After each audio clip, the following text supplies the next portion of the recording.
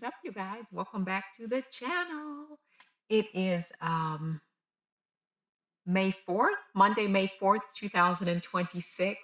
And I'm happy to see you guys to bring another. Well, I don't guess I'm I don't guess I'm actually seeing you guys. I'm seeing you in my mind. But anyways, I'm happy to bring another video to you guys. And this one I'm going to get candid. And I made this video, well, not this particular one, but a video similar to this with the same topic. And then I decided not to post it. And I don't know why. I think it's just the things we really should talk about on YouTube. Sometimes we don't. And then sometimes we can just be frivolous with what we put out there. So I'm going to talk today about leaving corporate America. And this is going to be brief because I realize that when I'm doing these little sit down chats, whatever, they could be quite long winded. So I'm going to try to make this concise. So I wanted to make the video because I feel like I'm in the position that a lot of Americans are in. People, not just Americans, a lot of people are in this time, but especially there's so much going on here in the US with the gas prices and the yada yada yada and the all the things. We know what's going on. And so I want to talk about money or lack thereof. So in this season, I am actually so blessed and I'm so at peace. And I've made decisions in the last year and a half or so. One was to leave a corporate America job I was with for nearly 20 years, and then I thought I'd just take a couple months off. When mom passed away and my caretaking days ended, I really needed that time. And I thought, oh, I'll just, get another job within a couple months and all will be well. So that didn't turn out exactly that way.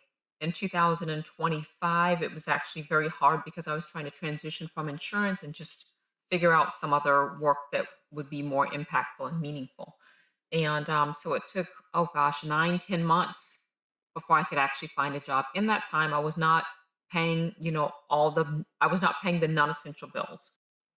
Found a job end of last year in the same old insurance industry. I hate to put it that way, but it was something that I was very sure when caretaking ended, it was not going to be the path for me going forward. So the job, I get there, I feel confident. I know how to do this job. You know, um, I'll do this for a few years and then I'll really leave, is what I was thinking. Turns out the company was awful, and there were so many little things to where this company has a ton of positions because on my phone, I get notifications still from like ZipRecruiter, Indeed, and so forth, and I'll see so many the positions, pretty much every position in the department I worked in at this company is available because they were just that bad as far as what they paid, how they lied and misrepresented the work to get you into the door, yada yada yada. Anyway, at a certain point, you guys, if you've been around my videos, will know. But if not, I'll just say it.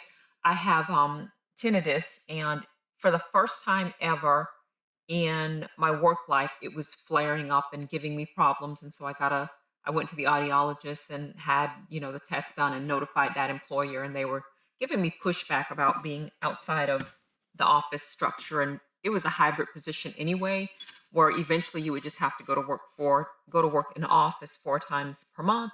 But they were still giving me pushback and saying, no, um, they still, didn't want to accept the doctor's note. And eventually I said, "What am I doing? Why am I back here? I already said I was going to make this huge change. I feel like I'm out of position with what God has called me to do." And so I left. I quit February 2026. So, oh gosh, within a couple of weeks, maybe, I heard a knock on my door.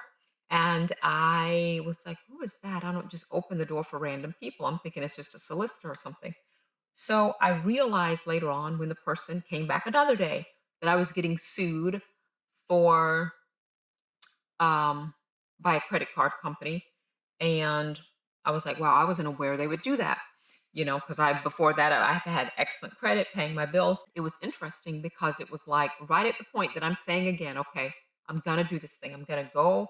I'm gonna sell the house because this was my plan from before I turned in the resignation, sell the house, pay off your debts, and then move forward."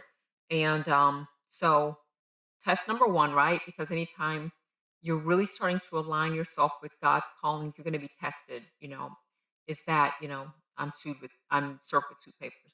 So when you're served with suit papers, you go and you either get a lawyer to respond. Ooh, there's a cute white butterfly. Anyways, you either get a lawyer to respond or formulate a response yourself. So I responded to the suit papers, and I guess at some point there'll be a trial. I'm looking online. The trial hasn't been set yet, which is, back in the day, that would have forced me to automatically go back to corporate America, but still, I was like, "No." I feel very strongly that God has said, "Sell the house. You have what you need to make this change," because I don't feel very strongly. I heard him saying it at the beginning of last year, but my nervousness set in when I began to realize, "Oh my gosh, I'm not paying bills. This is crazy. My credit score is dipping, and I don't know how I'm gonna, get out of the situation." And so the point is, if I would have just stayed the course and been decisive, because what I did is I was like, you know, I was getting the signal to sell to, that the way out would be to downsize my life. And so I kind of tiptoed at first and I just put the land on the market for sale. So the land was under contract, but that fell through and it didn't sell. Toward the end, before I found a job, I finally put the house on the market. But then once I got the job, I pulled it off the market. Of course, when God is directing you in a certain way, as I pray every single day, direct my paths, um, and there's a Bible verse that says that too, but seek God. Well, what does it say? Lean not on, it's the one about leaning not on your own understanding. In all your ways, trust in the Lord with all your heart. In all your ways, acknowledge Him, and He will direct your paths.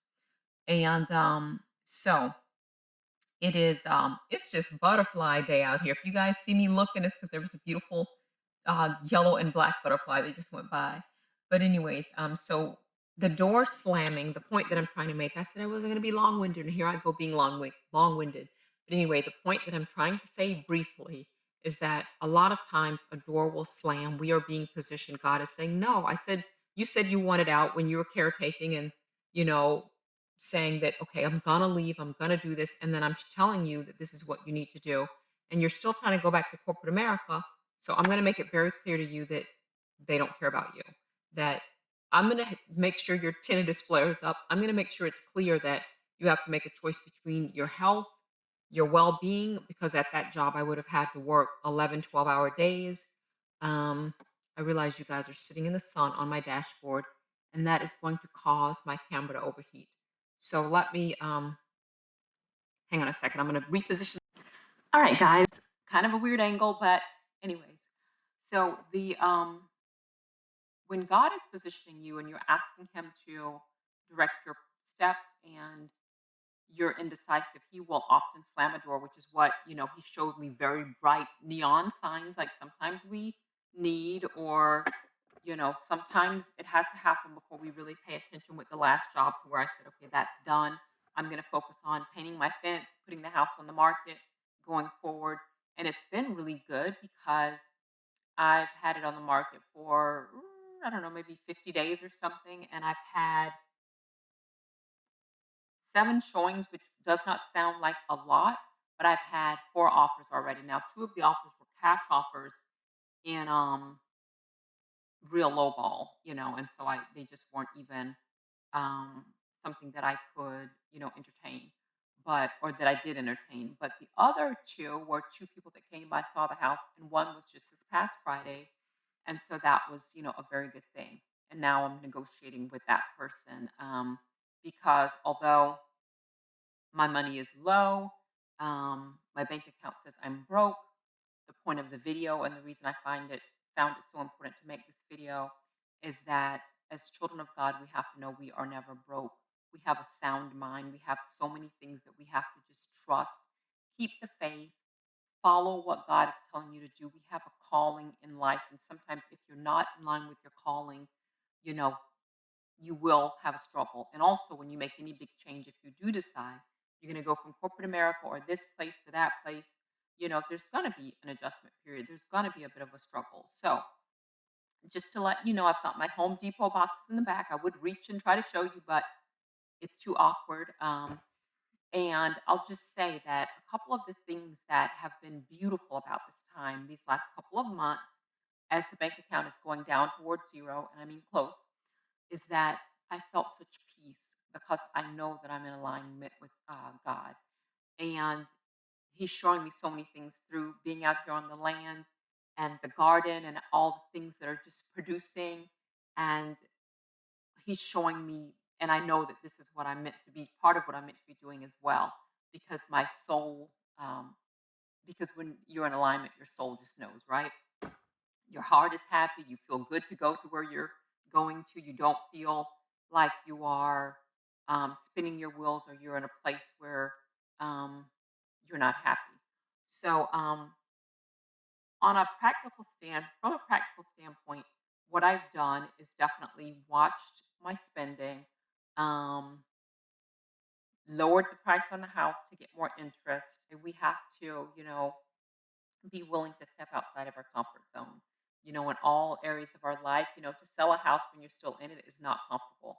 But the way that I've gone about it is like, okay, it's no longer yours. God has given you the instruction to do it. Everything belongs to Him anyway. So although I don't like people going all in my closet, and when you're still living there, it's just weird with your refrigerator and all of your food and whatever, But every day I get up and I say, I'm going to clean this place a hotel like I'm a hotel housekeeper and I'm cleaning a hotel. Because when people come through, they can't look in the windowsill and see a dead love bug. It's love bug season currently, or they can't, see dirt on the floor, or, the refrigerator looks messy. Like every single detail, I'm going through it like this is my full time job. Because what I decided in February is that you know, I'm an entrepreneur now and I just claim it, and I am literally working in real estate, and the first project is selling my house and it's going very well. So I think sometimes in life we just have to it all starts in our mind. We have to first and foremost trust in God, but then also say, well, this is what I'm doing and I'm not going to backtrack. So I believe I was starting to tell you guys that I had applied for a job. I got the job screen, and then the job interview was set up. This was maybe 4 weeks ago when I started getting nervous after the suit papers and thinking, well, what if the case goes to trial, and then I gotta explain, why, like what I'm doing with my life, you know, fear basically. And it's like, no, for me to actually go the corporate America route will actually be more of a step backwards than for me to continue with selling the property, getting the lump sum so that I can pay off the debts. And, the goal is to get rid of all the debts and then go forward. So it's been such an interesting time. I haven't talked a lot on camera directly to you guys because I've just been thinking about my life, thinking about how blessed I am. I've not been in any sort of sad, depressed state, but just literally trying to figure out, okay, so you have this land. What are you going to do with the land? And then also, I've been looking at some cheap properties in other places and thinking about if maybe I'll go into investment real estate from this point. My loves, I just wanted to make this video to say we're not broke, we are not destitute, we are not poor. God doesn't have poor children. We're not broke children. My bank account does say broke, and my bank account says poor, but I don't I don't claim any of those things. I know that I am very much complete in Jesus, well taken care of, in a beautiful position, and by the grace of God, I have assets. And I have, but beside that, you don't even need assets. You just need God. You just need Jesus, and He will provide everything for you. Just pray and understand that I'm in this position and I am choosing not to go back into a world that I know I don't belong in at this point. And yes, I've had to be uncomfortable. Yes, I've had to be embarrassed because when you get served with suit papers at your front door. If you don't answer, apparently the process service goes and he talks to all the neighbors and he interviews them and he starts going like, "Who lives there and what is she?" And so they know you're about to be sued, or they know you're in some sort of a situation because he's talking all to everybody in the neighborhood. Just kidding, he didn't talk to everybody, but he definitely talked to like two people in the neighborhood. And I thought, well, that's pretty embarrassing. But guys, when you are in this world, not of this world, the kingdom is the only thing that we really have to concern ourselves with. So yes, that's a little bit moderately uncomfortable, but as a child of God, I always walk with my head um, focused on the kingdom. I won't say held high because that sounds so arrogant, but I always walk knowing whose I am, who I belong to. And so I just wanted to give you guys that encouragement. So although it's kind of an awkward subject matter to talk about on YouTube, if you are in the same position, do not be afraid to just leverage your resources, downsize at the point where my finances are. I've looked up selling my car because this 2018 RAV4 is just another thing. Just like my house is just another thing, and all the things are just things. We're not going to take any of it with us. So on Carvana, I was able to say, well, it's got a little scratches here and there. And so they're talking 7,200. My sister was like, well, if you're going to do that, you should do like Facebook Marketplace or something instead. You could probably get more. But I'm just like, do I want to deal with private individuals, or am I a little too nervous to do that? That is that. I feel like just keep the faith, keep going, and just know that you are not alone. And I'm so happy to make this video, and I'm so happy to talk about this subject matter. All right, guys, I'm going to show you a zucchini squash. I just noticed I have my first zucchini, which is so cute. It's little. This is the zucchini squash flowers, and this is cucumber flower, and I'm pretty sure that that is a cucumber. It looks like one. What a beautiful sight, just seeing everything that God has provided. And I just saw that there's a ripe mulberry, so I'm going to go eat it. Somebody asked in one of the videos if the mulberries were edible, so I'm going to demonstrate that they are.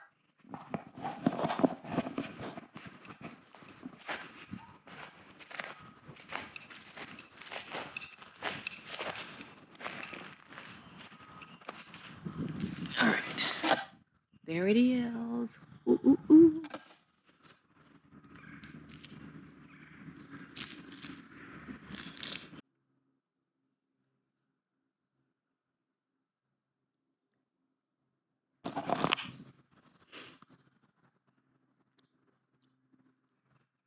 These are so sweet. This tree right here, it's like one on the other side, and this mulberries are just so incredibly sweet and delicious.